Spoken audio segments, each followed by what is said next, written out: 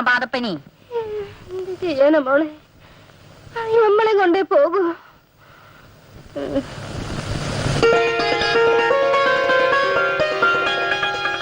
അന്റെ പേരെന്താണ്ടി? ആസീന. ഓക്കെന്താ നാക്കില്ലേ?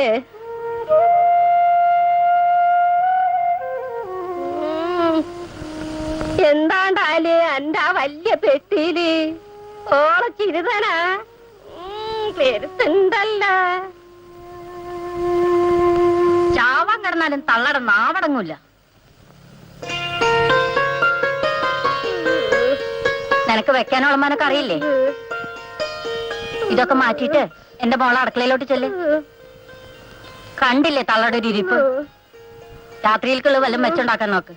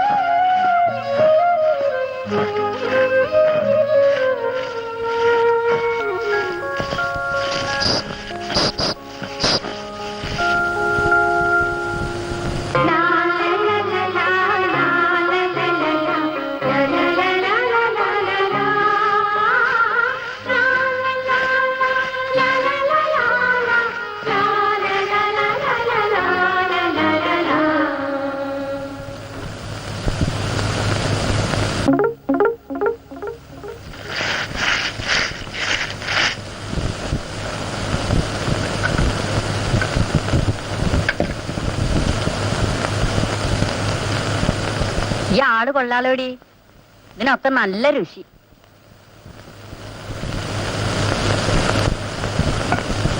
ആമിനത്താത്തിക്ക് കഞ്ഞി കൊടുത്തിട്ട് ആലിക്കുള്ള ചോറ് അടുക്കള വരാന്തയിലോട്ട് വെച്ചു കൊടുക്ക്.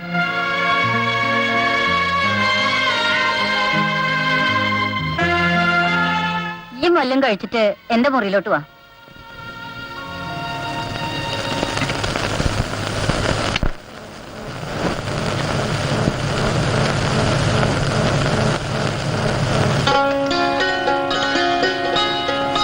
മതി മതി, വയറ് വല്ലാണ്ട് നിറഞ്ഞു.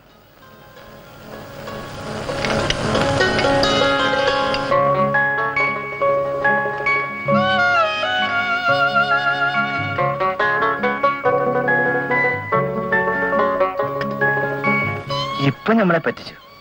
മുറിലോട്ട് വാ. വല്ലതും കഴിച്ച? വല്ലതും കഴിച്ചിട്ട് അങ്ങോട്ട് വാ. അതാണ് നമ്മുടെ മുറി. വരൂല്ലേ?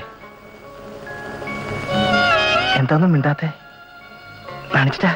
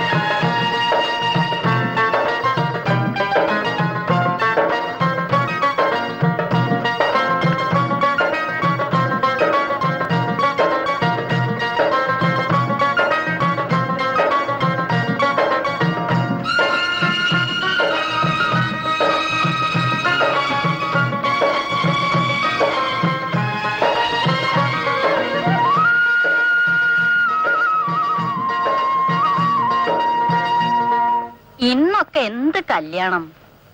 എന്റെ കല്യാണത്തിന് 7 ദിവസം വിരുന്നായിരുന്നു. പള്ളിയിൽ ചന്ദനക്കുടത്തിനുള്ള ആൾക്കൂട്ടം, ബിരിയാണി, നെയ്ച്ചോറ്, പത്തിരി, എന്തിനു പറയണ്. തിന്ന് തിന്ന് വയറ്റിളക്കം പിടിക്കാത്ത ഒരുത്തൻ ഈ കരയിലില്ല. കല്യാണം കഴിയുമ്പോ ഞമ്മക്ക് വയസ്സ് എത്രയെന്നറിയോ എനിക്ക്? 12. അന്നൊക്കെ വലിയ ഉറക്കപ്രാന്തിയാ ഞമ്മള്. മോന്റെ ആവുമ്പോ കയറി കിടന്നാല് നേരം വെളുത്താലും എനിക്കില്ല.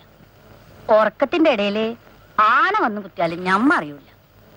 കല്യാണം കഴിഞ്ഞ രാത്രി പെണ്ണുങ്ങളൊക്കെ കൂടി ചേർന്ന് ഞമ്മളെ മണിയറലാക്കി വാതിലടച്ച്. അത് വര ഉറക്കൊഴിച്ച ഞമ്മള് കിടക്കേ കയറി കിടന്നത് ഓർമ്മയുണ്ട്. ഒറ്റ ഉറക്കം. ഇതിന്റെ ഇടയില് നുറുദീന്റെ ബാപ്പ വന്നതും കൂടെ കയറി കിടന്നൊന്നും ഞമ്മക്ക് ഓർമ്മയില്ല.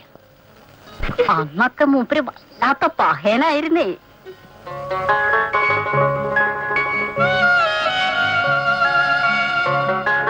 അകത്തോട്ട് വന്നോളി. ഇങ്ങനെ നാണിച്ചാലോ? പുതുപ്പെണ്ണിനെ കയ്യിൽ കെട്ടാനുള്ള അവന്റെ ഒരു തന്ത്രപ്പാടേ ഒന്നടങ്ങി നില്ലടാ ആലിയെ. മേലൊക്കെ വല്ലാണ്ട് വേദനിക്കുന്നു. ഈ പോയിട്ട് ഒരു തലവേദന ഗുളിക വാങ്ങിട്ട് വാ.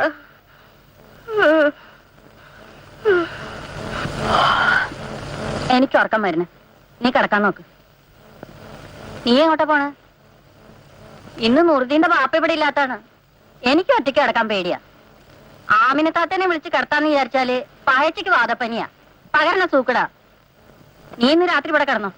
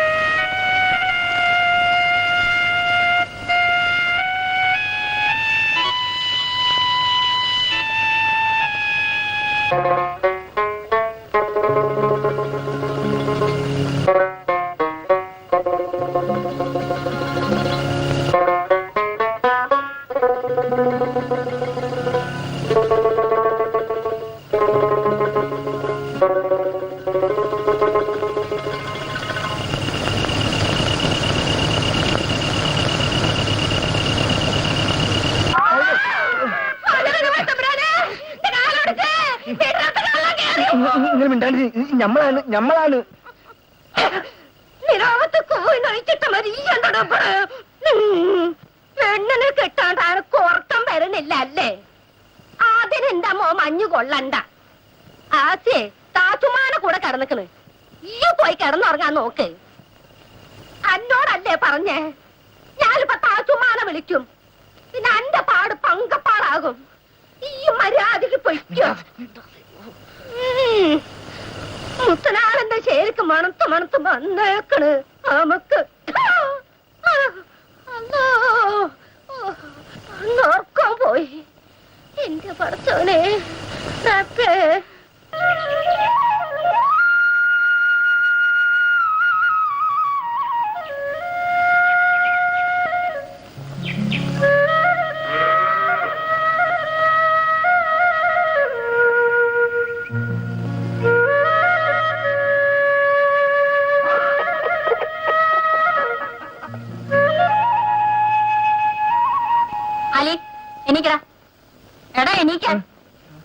ഒരു പുയ്യാപ്പട ചമയില് നേരെ ഉച്ച പറ കോയിനെ തുറന്നു വിട്ടിട്ടില്ല, പയ്യന് വെള്ളം കൊടുത്തിട്ടില്ല. ഇനി ഒരിക്കലും ഇങ്ങനെ കാണട്ടെ. തലയിൽ ഒരു കുടം വെള്ളം കൊണ്ടുവന്ന് കൊട്ടു. ഇതൊരു പുയ്യാപ്പട ചമയില്. താച്ചുമനെ നിനക്ക് ശരിക്കും അറിഞ്ഞൂടായിട്ടാണ്.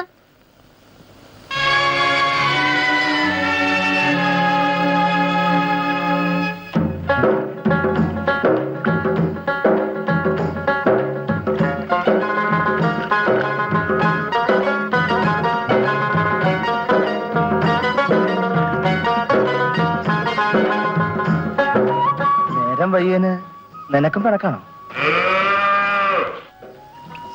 ഓർമ്മ വെച്ച പിന്നെ എണീക്കാൻ എത്തി താമസിച്ച ഇന്ന.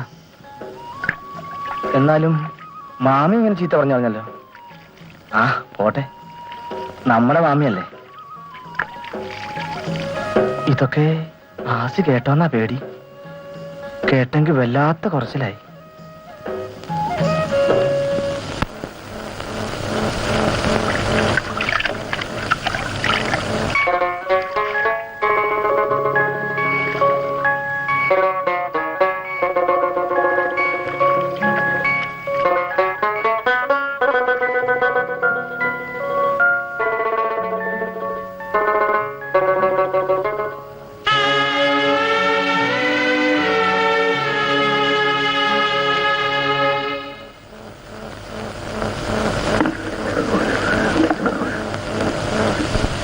നീ എഴുന്നേക്ക്, നിന്നെ കൊണ്ടാവില്ല. ദേ ഇത് കണ്ടോ, ഞമ്മളാട്ടിയാല് ഇത് മിശ്യമാരി ചുറ്റും. അലി, ഈ ഇവിടെ ഇങ്ങനെ കുത്തിരുന്നാ പറ്റൂല. അകത്തെ പണിയൊക്കെ ഓള് നോക്കിക്കോളും. ഈ മാർക്കറ്റിൽ പോവാൻ നോക്ക്. ആ ഭരണ വഴി മില്ലി കയറി അബൂക്കാരനോട് ഇങ്ങ് വരാൻ പറ. ആ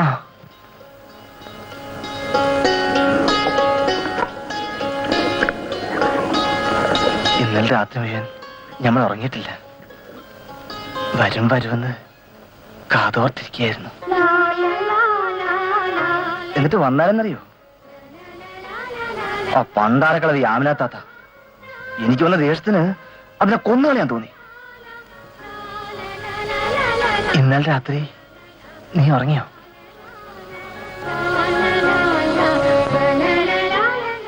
ഇന്നും അമ്മ വരാണ്ടിരിക്കില്ല. അപ്പൊ പിന്നെ നിന്റെ ഉറക്കം ഞമ്മടെ കൂട്ടത്തില. പക്ഷെങ്കി ഇന്നും ഉറങ്ങാൻ പറ്റില്ല. നമ്മൾ രാത്രി മുഴുവൻ ഇന്ന് ഉറക്കൂല. ഈ ഇതുവരെ പോയില്ലേ? പുറപ്പെട്ടു കഴിഞ്ഞു മാമി.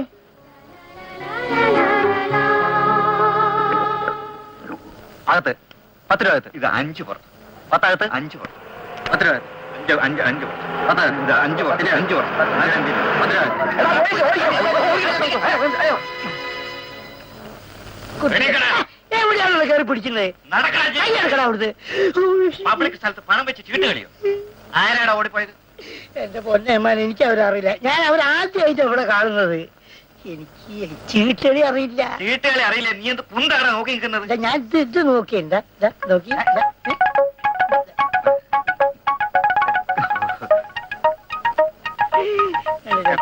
ചീട്ട് കളിച്ചതിന്റെ തൊണ്ടി കയ്യിൽ വെച്ചോണ്ട് കള്ളം പറയുന്നോടാ. നിന്റെ പേരിൽ കേസെടുക്കാതെ വിടില്ല. ഓഹോ, ഏമാൻ എന്റെ പേരിൽ കേസെടുക്കാതെ തന്നെ വിടുകയില്ല. തൊണ്ടി സഹിതം പിടിച്ച കേസ് എടുത്തേ പറ്റൂ. ആ എന്നാലേ എന്റെ പേരിൽ വേറൊരു കേസും കൂടി എടുത്തോളൂ. എന്ത് കേസ്? ബലാത്സംഗ കേസ്. ബലാത്സംഗ കേസോ?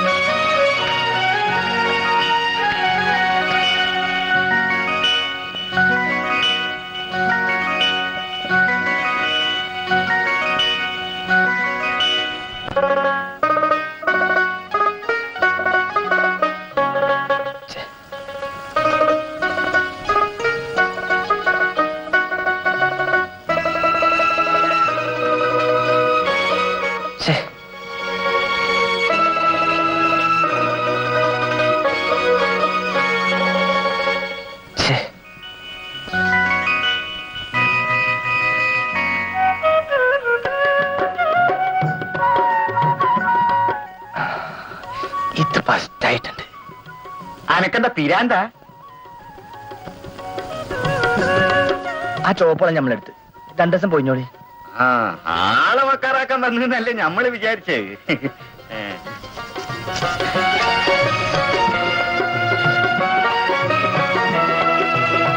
5 രൂപ. അത് കൂടുതലല്ലേ? ഇഷ്ടപ്പെട്ടവർക്ക് വേണ്ടി വാങ്ങുമ്പോ വില നോക്കരുത്.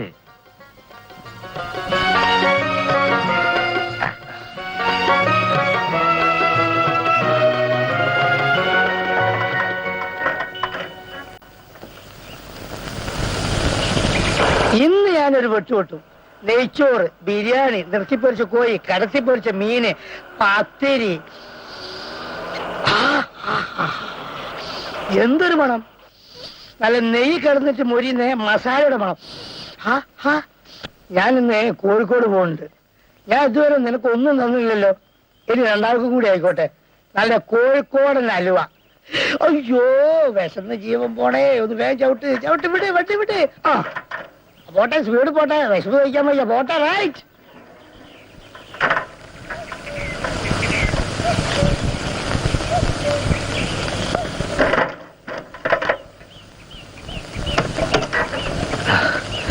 വാ.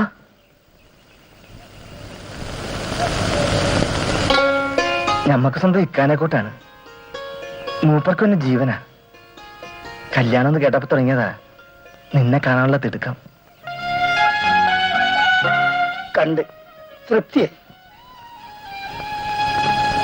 നല്ല ഐശ്വര്യമുള്ള കുട്ടി. അരി, നീ ഭാഗ്യമുള്ളവനാ.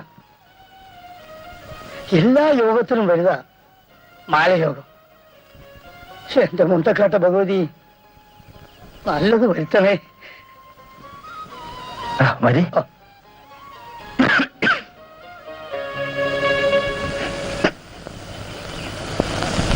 അരി, പൂ പോലത്തെ പെണ്ണ. കണ്ണീര് കുടിപ്പിക്കാതെ നല്ലോണം നോക്കണം. ഇങ്ങോട്ട് കുത്തിയിരിക്കും. ആ. ചാപ്പാന്റെ വട്ടായ നോക്കിട്ട് വരാം. ആ, വൻകുടലെ ചെറുകുടലിന് തിന്നാൻ തുടങ്ങി. വേഗം വിളമ്പാൻ പറ. കണ്ടവനൊക്കെ വെച്ച് വിളമ്പൻ ഇതെന്താ ഹോട്ടലാ? ഇവനോ സക്കാത്ത് കൂടെ കെട്ടിയോളും. ഇതൊന്നും പോരാണ്ട് വിരുന്നിന് വിളിച്ചു കൊണ്ടുവന്നിരിക്കുന്ന ഒരു സ്നേഹിതനെ. ഇറങ്ങി പോകാൻ പറയണം അവനോട്. ഹോട്ടലിൽ തെണ്ടിത്തിരിഞ്ഞ് നടക്കണേനൊക്കെ വീട്ടിൽ വിളിച്ചു കൊണ്ടുവന്നിരിക്കുന്നു.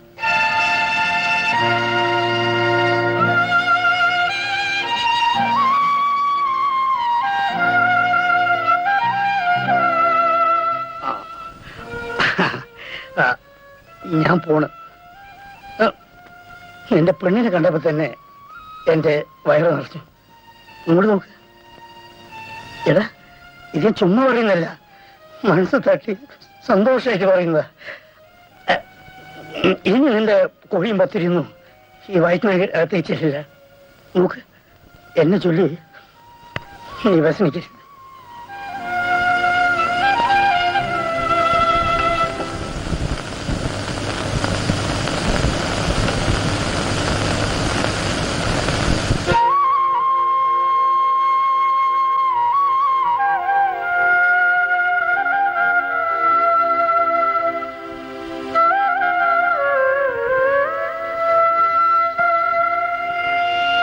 ആസി,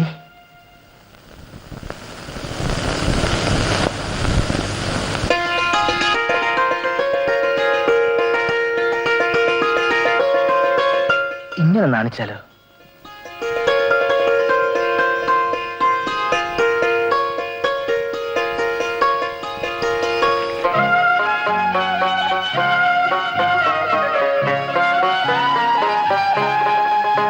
നിനക്ക് വേണ്ടി വാങ്ങിയതാ. കയ്യും നീട്ടിക്കേ.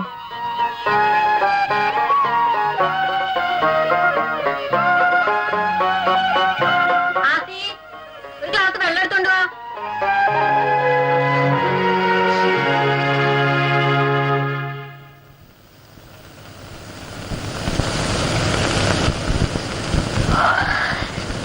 രാത്രിയും പകലും ഉറക്കല്ലാണ്ടായാലും മനുഷ്യന് പ്രാന്ത് പിടിക്കുമല്ലോ എന്റെ റബ്ബേ.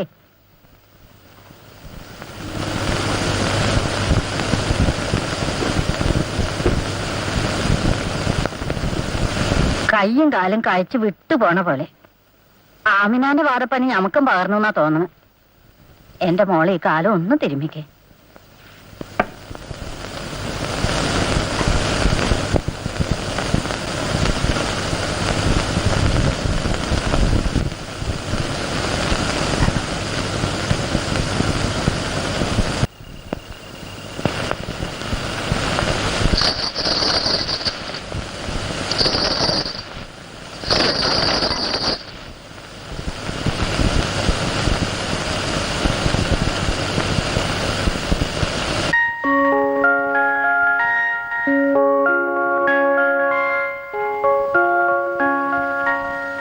നിന്റെ കയ്യിലിടാൻ പകല് മുഴുവൻ നോക്കി, പറ്റിയില്ല.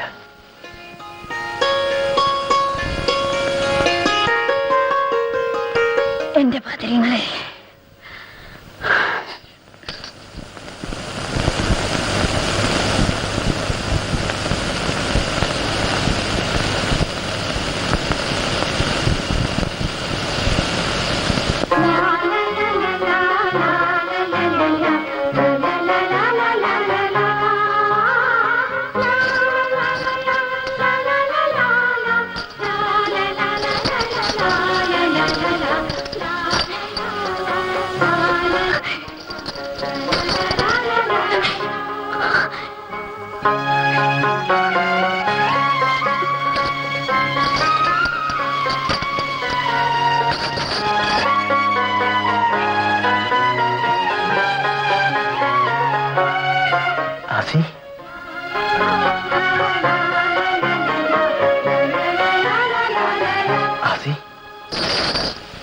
നിനക്ക് വള ഇഷ്ടപ്പെട്ടോ? നിന്റെ വെളുത്ത കൈക്ക് ചുവപ്പ് വള നന്നായി ചേരും. എവിടെ? ഒന്ന് കാണട്ടെ.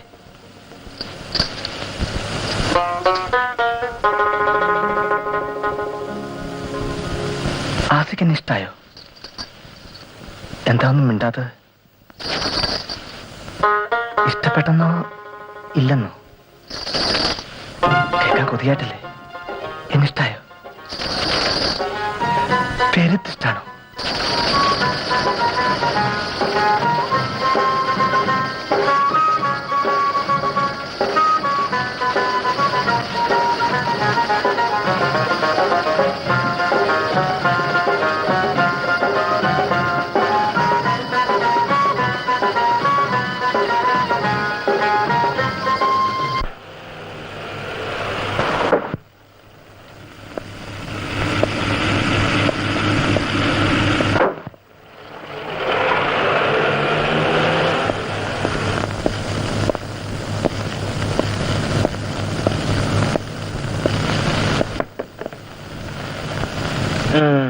നമ്മുടെ കല്യാണത്തിന് നുറുക്കാൻ വന്നില്ലല്ലോ. എനിക്ക് 100 കൂട്ടം പണിയുണ്ടായിരുന്നടാ. ആ, നിനക്ക് പെണ്ണിനെ പിടിച്ചോ? പിന്നെ ഞമ്മളെയും പേത്തിഷ്ടായെന്ന് ആസി പറഞ്ഞേ. ഇക്കൊക്കെ ചായയോ കാപ്പിയോ വേണോ? ഞാനൊന്ന് ഉറങ്ങട്ടെ, വല്ലാത്ത ക്ഷീണം.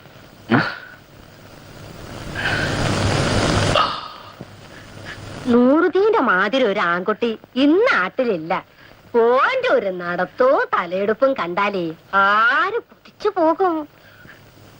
ഓന്റെ അടുത്തൂടെ പോയ സുവർക്കത്തിന്റെ മണല്ലേ. ഞെക്കുമ്പോ ചീറ്റൻ അത്തറ മേത്തോം പെരട്ടി നടക്കണത്.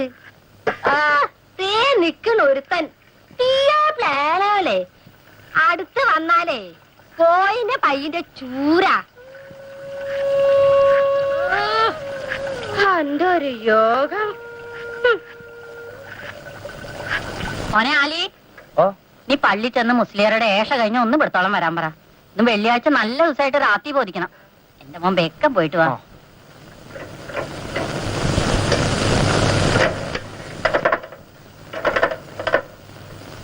അല്ലാഹു അക്ബർ,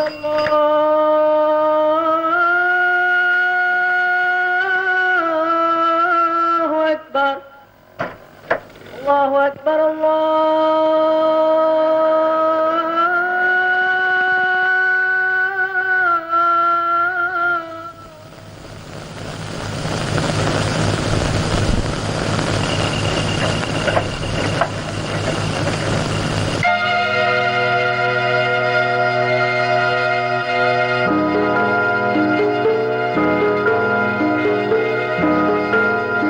മണി 9:30 ഇവനെ മജിസ്ട്രേറ്റിനടുത്ത് കൊണ്ടുപോകണം. ഞാൻ ആലിയെ സബ് ജയിലിൽ വന്ന് കണ്ടോളാം.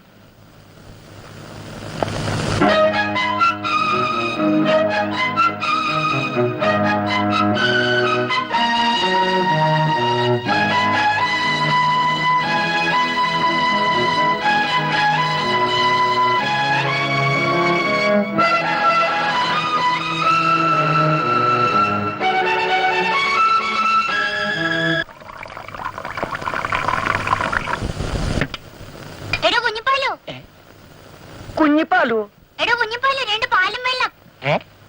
2 പാലും വെള്ളം.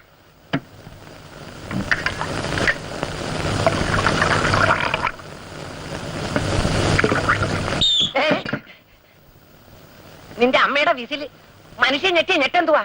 വലിയ പോലീസാണെന്ന ഭാവം.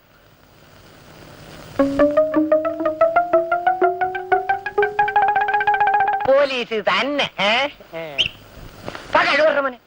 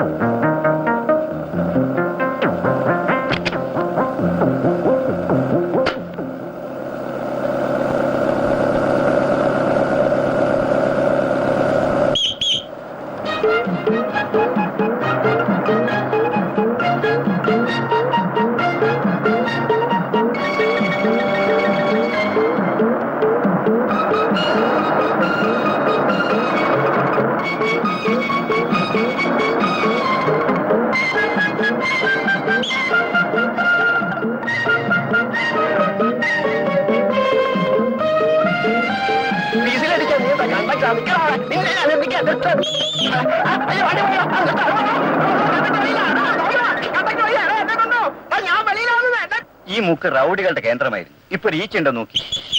ഏ? അതാണ് ഇടിയൻ തോമയുടെ കഴിവ്.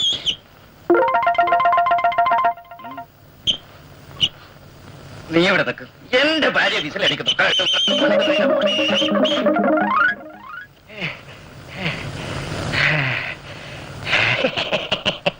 പ്രോസിക്യൂഷൻ ഭാഗം മനഃപൂർവ്വമാണ് ആസിയെ സാക്ഷ്യപ്പട്ടികയിൽ ഉൾപ്പെടുത്താതിരുന്നത്. FIR-ലും അവരെ പറ്റി ചില അവ്യക്തമായ സൂചനകളേ ഉള്ളൂ.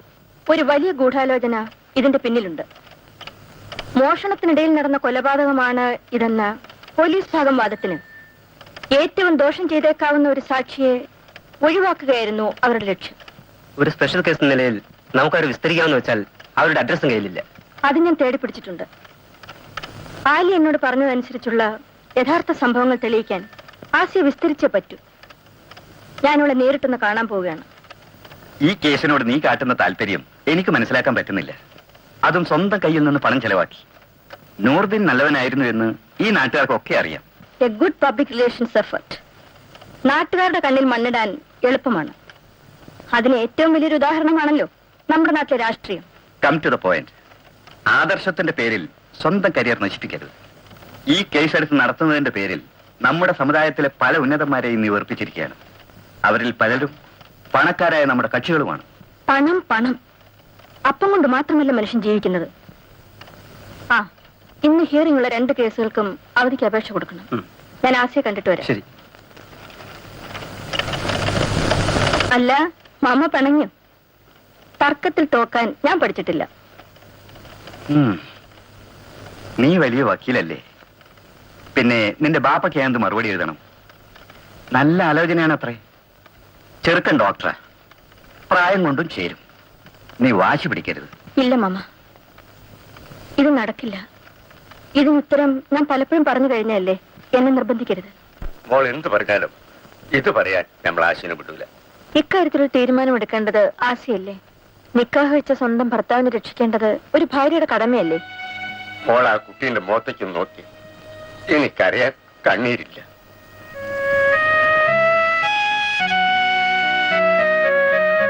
നിക്കാഹ് കഴിഞ്ഞപ്പോ പടച്ചോ ഓള് നേരെ കനിയെന്നാ നമ്മൾ വിചാരിച്ചത്. പക്ഷേ മറിച്ചട്ടിന്ന് എരുത്തിയിലോട്ടാണ് എന്റെ മോള് വീണത്. അവർക്ക് വേണ്ടിയിരുന്നത് ഒരു വേലക്കാരത്തിനെയും. ഏത് പണക്കാർക്കാ കണ്ണി ചോര കൊടുക്കും എന്റെ മോളെ.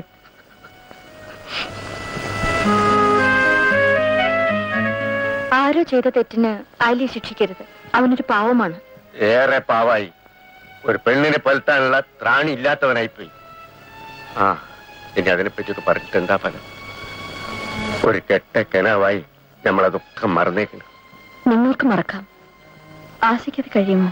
ഓൻ ജയിലിൽ ഇന്നോ നാളെയോ നമ്മളെ കണ്ണടി. പിന്നെ എന്റെ മോൾ എന്ത് ചെയ്യും? തെരുവിലോട്ട് ഇറങ്ങോ? നമ്മളൊക്കെ ഒരു നിക്കാഹ് ആലോചിക്കണം. നിങ്ങൾ പറഞ്ഞ പോലെ തുറന്ന കോടതിയിൽ വെച്ച് ചത്തുപോയ അമുക്കെന്നെ ചീത്തയാക്കി എന്ന് അവള് പറഞ്ഞ പിന്നെ നിക്കാതെ നടക്കുവോ? നിങ്ങളും ഒരു പെണ്ണല്ലേ? നിങ്ങൾ എന്നെ പറയും. ഈ പാവങ്ങളുടെ കഞ്ഞില് പാറ്റയെ പിടിച്ചിടാണ്ട് എന്റെ മോള് പോ.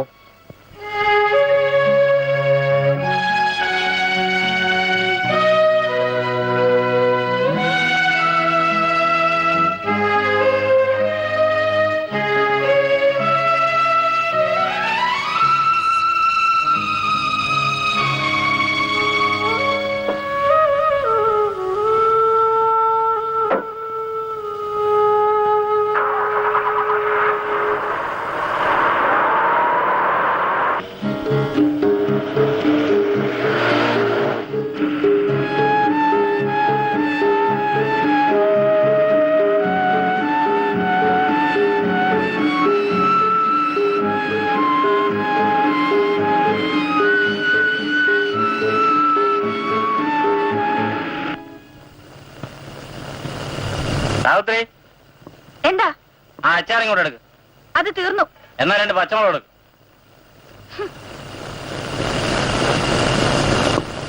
കാണുന്ന നല്ലപോലെ കണ്ടോ? കണ്ടിട്ട് കാശി തന്നാ മതി.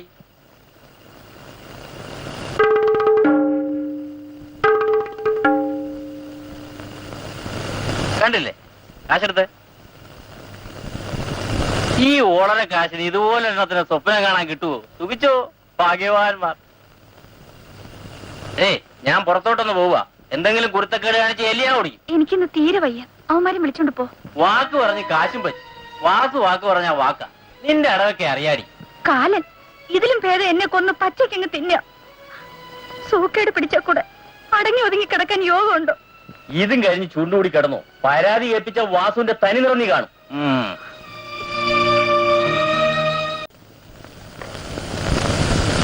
ഈച്ചയെ സൂചിയിൽ കോർത്ത് കളിക്കുന്ന ഒരു കുട്ടിയുടെ ലാഘവത്തോടെ ഒരു മനുഷ്യജീവനെ പാരയിൽ തറച്ചുകൊന്ന ഈ നിഷ്ഠൂര കൊലപാതകത്തിന് ദൃക്സാക്ഷികളില്ല എന്ന് ഞാൻ സമ്മതിക്കുന്നു. പക്ഷെ ദൃക്സാക്ഷികളെക്കാൾ വിശ്വസനീയമായ കുറെ സാഹചര്യ തെളിവുകളുടെ വെളിച്ചത്തിൽ പ്രതി തന്നെയാണ് ഈ കൊലപാതകം ചെയ്തതെന്ന് തെളിയിക്കാൻ പ്രയാസമില്ലാത്ത ഒരു കേസാണിത്. ഒന്നാമതായി, പ്രതിയുടെ തന്നെ കുറ്റസമ്മതം. പോലീസ് സ്റ്റേഷനിൽ സ്വയം കീഴടങ്ങിയ പ്രതി സ്വന്തം മനസാക്ഷിക്കുത്തിലെ ആഘാതത്തിൽ പരപ്രേരണയില്ലാതെ തന്നെ താൻ ചെയ്ത് തെറ്റ് ഏറ്റുപറഞ്ഞിരിക്കുകയാണ്. അടുത്തതായി നാം ചിന്തിക്കേണ്ട പ്രശ്നം പ്രതി എന്തിനു വേണ്ടി ഈ കുറ്റം ചെയ്തു എന്നുള്ളതാണ്. വിവാഹത്തിന് ശേഷം ഒരു കൊച്ചു വീട് കെട്ടി ഭാര്യയുമായി അങ്ങോട്ട് മാറി താമസിക്കണമെന്നത് പ്രതിയുടെ ജീവിതത്തിലെ ഏറ്റവും വലിയൊരു ആഗ്രഹമായിരുന്നു. അതിനുവേണ്ടി എന്തും ചെയ്യാൻ മടിക്കാത്ത ഒരു മാനസികാവസ്ഥയിലായിരുന്നു പ്രതി എന്നുള്ളതിന് തെളിവ് കൊല നടന്ന വീട്ടിലെ വേലക്കാരി ആമിനയുടെ മൊഴിയിൽ നമുക്ക് കാണാം. ഈ നാട്ടിൽ പെട്ടെന്ന് പണക്കാരനാകാനുള്ള ചില കുറുക്കുവഴികളുണ്ട്. സർക്കാർ പണം കൊള്ളയടിക്കാൻ മാത്രം രാഷ്ട്രീയ പിടിപാടില്ലാത്തവനായിരുന്നു പ്രതി. ബ്ലേഡ് കമ്പനി ഉണ്ടാക്കി പൊതുജനങ്ങളെ കബളിപ്പിക്കാൻ വേണ്ട ബുദ്ധിസാമർഥ്യവുമില്ലായിരുന്നു. ആ നിലയ്ക്ക് പെട്ടെന്ന് പണക്കാരനാകാൻ പ്രതി കണ്ടുപിടിച്ച വഴി മോഷണമായിരുന്നു. ആ വീട്ടിൽ പരിപൂർണ സ്വാതന്ത്ര്യം ഉണ്ടായിരുന്ന പ്രതി നൂറുദ്ദീന്റെ കിടക്കുമുറിയിൽ ബ്രീഫ് കേസിൽ വെച്ചിരുന്ന പണം മോഷ്ടിക്കുന്നത് കയ്യും കളവുമായി പിടിക്കപ്പെട്ടു. മോഷണം കണ്ടുവന്ന നൂറുദ്ദീനുമായി ഏറ്റുമുട്ടി. ഇതിനുള്ള തെളിവുകൾ പോലീസ് റിപ്പോർട്ടിൽ കാണുന്ന പ്രസ്തുത കിടക്കുമുറിയുടെ വിവരണത്തിൽ കാണാം. അലങ്കോലമായി കിടന്ന സാധനങ്ങൾ, തുറന്ന നിലയിൽ തറയിൽ കാണപ്പെട്ട ബ്രീഫ് കേസ്, ചിന്നിച്ചേറി കിടന്ന നോട്ടുകൾ. നൂറുദ്ദീന്റെ പിടിയിൽ നിന്നും രക്ഷപ്പെടാനാവാതെ വന്നപ്പോൾ ക്രൂരമായ കൊലപാതകത്തിന് പ്രതി മുതിർന്നു. അഭ്യസ്തവിദ്യനായ യുവാവ്, ജനസമ്മതൻ, സമുദായ നേതാവ്, പരോപകാരി. പലരുടെയും മൊഴികളിൽ നിന്നും തെളിഞ്ഞു വരുന്ന കൊല്ലപ്പെട്ട നൂറുദ്ദീന്റെ ചിത്രമാണിത്. അത്തരം ഒരു ചെറുപ്പക്കാരനെയാണ് യാതൊരു ദയവുമില്ലാതെ അല്പം പണത്തിന് വേണ്ടി ഈ നിൽക്കുന്ന പ്രതി കൊല ചെയ്തത്.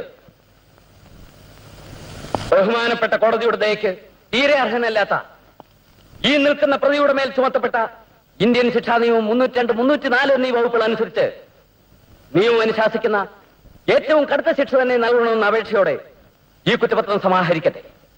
Defence may proceed with the reply. Thank you, your honour. ആദ്യമായി പ്രതിയുടെ മേൽ ചുമത്തപ്പെട്ട എല്ലാ കുറ്റങ്ങളെയും നിഷേധിച്ചുകൊള്ളട്ടെ. വാക്ചാതുര്യത്തോടെ അവതരിപ്പിച്ചു എന്നതിൽ കവിഞ്ഞ് തീരെ കഴമ്പില്ലാത്ത പ്രോസിക്യൂഷൻ ഭാഗം വാദമുഖങ്ങളുടെ വിശദാംശങ്ങളിലേക്ക് കടക്കാൻ ഞാനിപ്പോൾ ഉദ്ദേശിക്കുന്നില്ല. പക്ഷേ തീരെ ദുർബലമായ ഒരു പോയിന്റ് ഇപ്പോൾ തന്നെ ബഹുമാനപ്പെട്ട കോടതിയുടെ ശ്രദ്ധയിൽപ്പെടുത്താതെ നിവൃത്തിയുമില്ല. എന്റെ സുഹൃത്ത് പബ്ലിക് പ്രോസിക്യൂട്ടർ പ്രതി പോലീസ് സ്റ്റേഷനിൽ കൊടുത്ത കുറ്റസമ്മതത്തെക്കുറിച്ച് ഊന്നി പറയുകയുണ്ടായി. നമ്മുടെ നാട്ടിലെ പോലീസ് സ്റ്റേഷനിൽ അകപ്പെടുന്ന ഒരു പാവപ്പെട്ടവന്റെ ഗതി എന്താണെന്ന് ഇവിടുത്തെ ഒരു കൊച്ചുകുട്ടിക്ക് പോലും അറിയാം. മിരട്ടൽ, ഉരുട്ടൽ, പച്ചയിറക്കിലി പ്രയോഗം എന്നൊക്കെ ബഹുമാനപ്പെട്ട കോടതിയും കേട്ട് കാണും. അവിടെ നടക്കുന്ന ക്രൂരമായ ലോക്കപ്പ് മർദ്ദനങ്ങളെ കുറിച്ചുള്ള റിപ്പോർട്ടില്ലാത്ത ഒരു ദിനപത്രമെങ്കിലും ആർക്കെങ്കിലും കാണിച്ചു തരാൻ കഴിയുമോ? ബഹുമാനപ്പെട്ട പബ്ലിക് പ്രോസിക്യൂട്ടറോട് കൂടിയാണ് ഈ ചോദ്യം.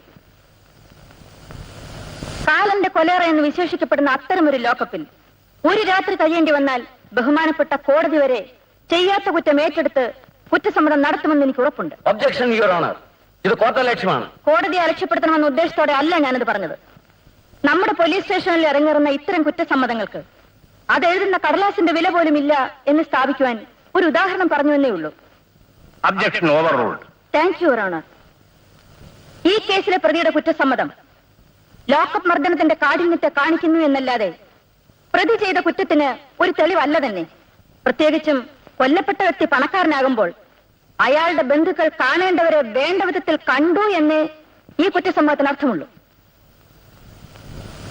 പണാപഹരണത്തിനിടയിൽ നടന്ന ഒരു കൊലപാതകമാണ് ഇതെന്നായിരുന്നു പ്രോസിക്യൂഷൻ ഭാഗത്തിന്റെ അടുത്ത വാദം. അതും ഞാൻ ശക്തിയുക്തം നിഷേധിക്കുകയാണ്.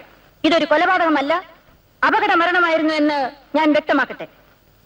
അതിനുദാഹരണമായ ഒരു കഥന കഥയുടെ പശ്ചാത്തലത്തിൽ നടന്ന ഈ സംഭവത്തിന്റെ യാഥാർത്ഥ്യത സാക്ഷികളിലൂടെ ഞാൻ പിന്നീട് തെളിയിച്ചുകൊള്ളാം. That's all for the present, Your Honor. Court adjourned for the day.